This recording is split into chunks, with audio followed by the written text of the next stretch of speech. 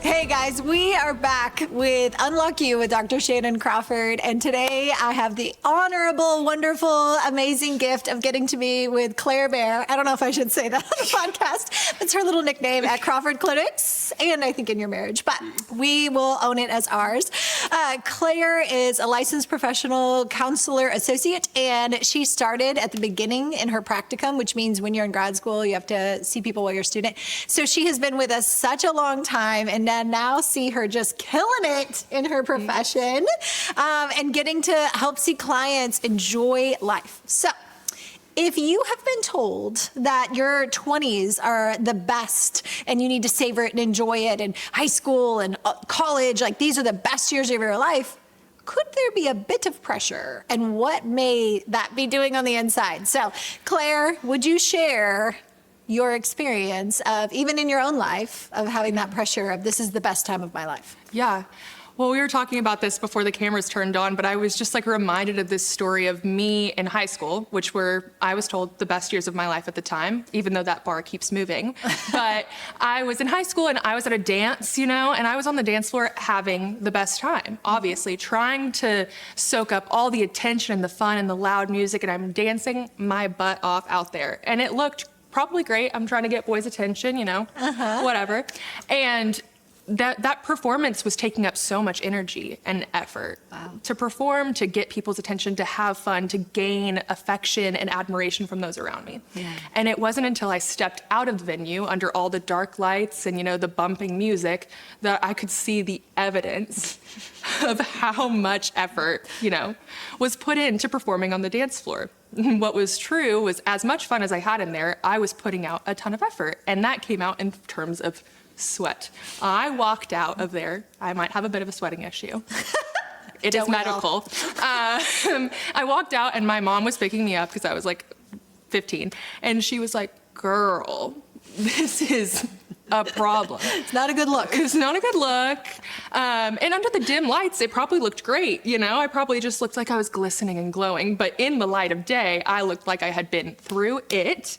And so my mom took me to the dermatologist, and they gave me a pill. And they were like, "This is going to dehydrate you. This is going to be hard on your body. But to look good and to not look like a rat after walking through the sewers of New York City, this is what you should take." And I think that ties in so tightly to what we're talking about in our 20s, when we're having the pressure of being the best, having the best time. We're performing so hard to get the admiration and the attention of those around us. We're posting our best promotion on LinkedIn and our new house update on Instagram. And so it looks great under the dim lights of social media, but when we step into the light of day, you see the evidence. And so we want an easy fix. We want the pill that's gonna, reduce the sweat and the evidence of the pressure. But the thing is, the pill is gonna cause side effects. Every pill that causes dehydration and, what happens when you don't sweat? You could overheat. Yeah. You're bottling up the pressure instead of walking through life authentically with the evidence of the sweat and the realness of the try-hardness of your 20s. So that needs to be a phrase, try-hardness. Try-hardness. You're being such a try-hard at the time. You're trying to be an adult. You have all this pressure to be, the things that I'm seeing with my clients and with my friends is comparison in romantic life. Why is everyone else getting married? Comparison in financial independence. Well, that person, bought a house or has this cool apartment in downtown Dallas and is going to bars every night. How do they afford that? And then also in careers, we're starting our careers. And so someone's jumped up the ladder 3 times in 3 years, and I'm still in the same entry level position. So we're all comparing and trying to figure out, how is everyone else doing this better than me? And the sweat and the striving. Yeah. So talk to us about the striving and what that's like internally, even in your own life. Yeah.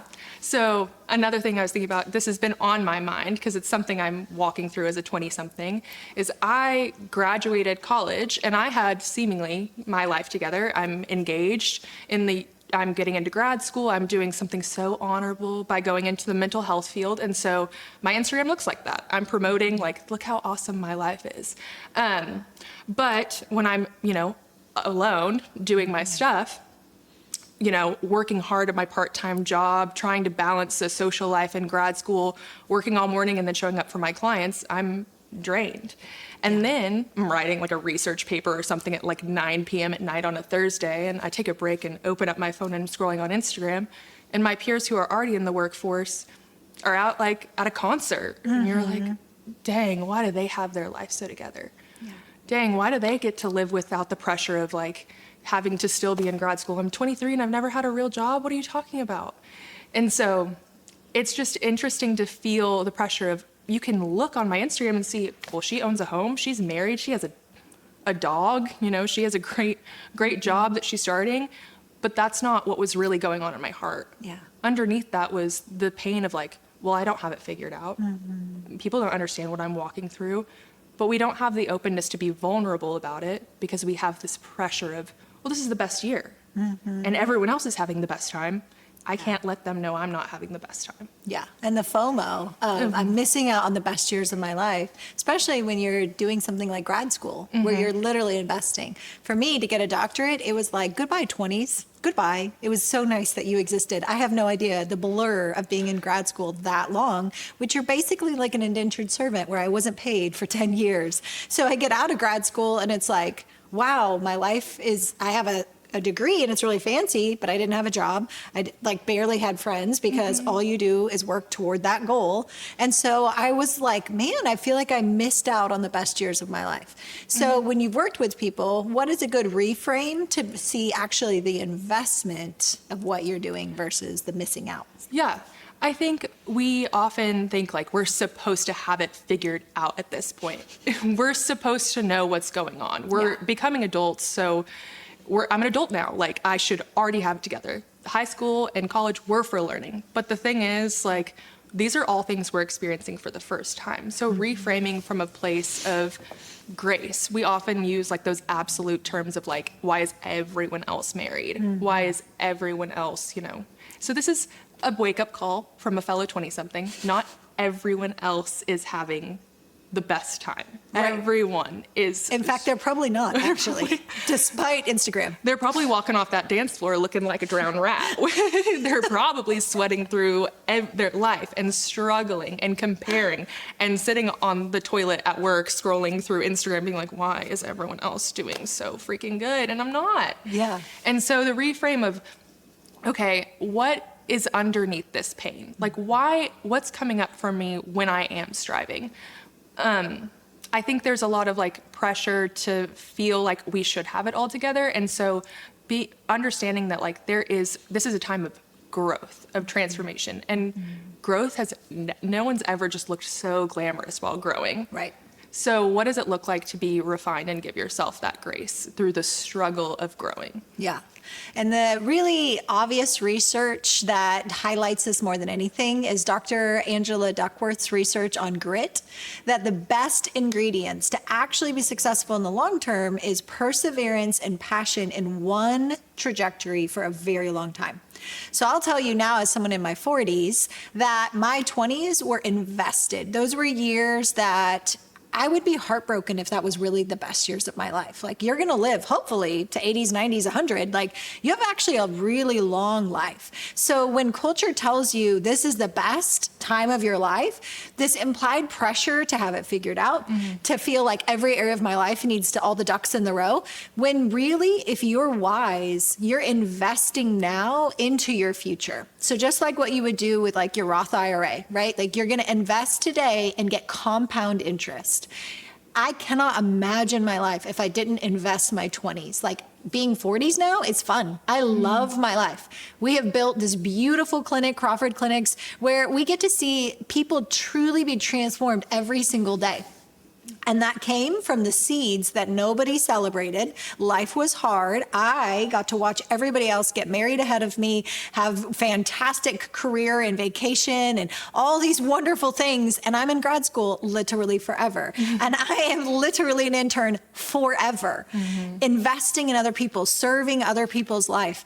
And my Instagram would not be cute during that time. One of my best friends and I, we would always talk about, we used to be cute in undergrad. I don't know what happened. Like, grad school, like, We just became not the cutest because those are your investment years. So if you change your mindset from, I need to enjoy this is the best years of my life, which is silly because that's the beginning. It's like the roots go down, you're creating an identity. And the problem is if you put so much pressure on yourself to say, this is who I am, this is what my career is, this is who I'm going to marry, you could make premature decisions that set a trajectory of your life that may not be the life you actually want when you wake up in your 40s, 50s, 60s. What would be so much more beautiful would be to take the time to say, these are my investment years. I choose to explore options. I choose to go to therapy and find out, who am I? I choose to do life coaching and figure out, what is my purpose? Why am I here? What is my career? What is my aptitude? I've worked with so many people that are in an industry where literally it's the opposite of their personality, and they're anxious, they're depressed, they're miserable. We just changed their career after a career assessment, super easy, and they love their lives. It's like you didn't have a mental health issue, you had a premature foreclosing because you felt like everybody else is figuring out their life. I need to just jump into the low-hanging fruit of what's available. Don't get in a marriage just because everybody else is getting married. Be in love. Find the person that you love. And if you haven't watched it, Claire shares her marriage engagement cute story with Chase in a prior episode. So these are the moments that society puts pressure that you need to know. I changed my major 7 times in undergrad, and I'm so grateful that I did. I also went into grad school thinking, I'm gonna work in the prisons and the mental institutions, like I'm so BA, I'm gonna do all the hard stuff nobody else can do. I hated it. 6 months in, and I'm like, kill me now, slow fork. This is a terrible experience. And my dad's like, for your resume, you have to stay at least 3 months. And I was like, it was so bad, but I wouldn't know that unless I invested, committed, intentional time to know what I love and what I don't love. That was really bad grammar. What do I love and what do I not love? And so for you, when you're in your striving season, stop. Like, let's not do that. One thing that I was thinking about is when I sit with my girlfriends and we talk about how awful Bumble is or whatever, everyone always says like, well, when you stop looking, he shows up.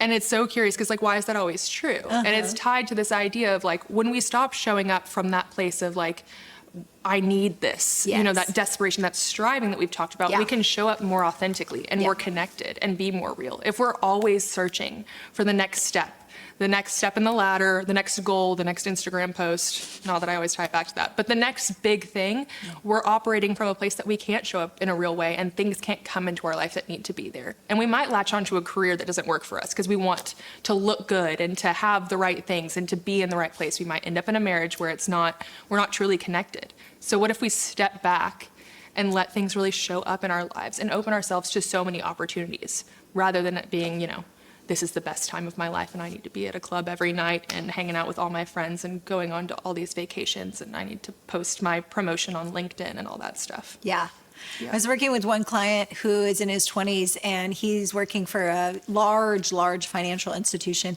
And he was like, oh my gosh, I'm starting to have panic attacks. He has been there for 3 months and thinks he should have gotten a promotion already.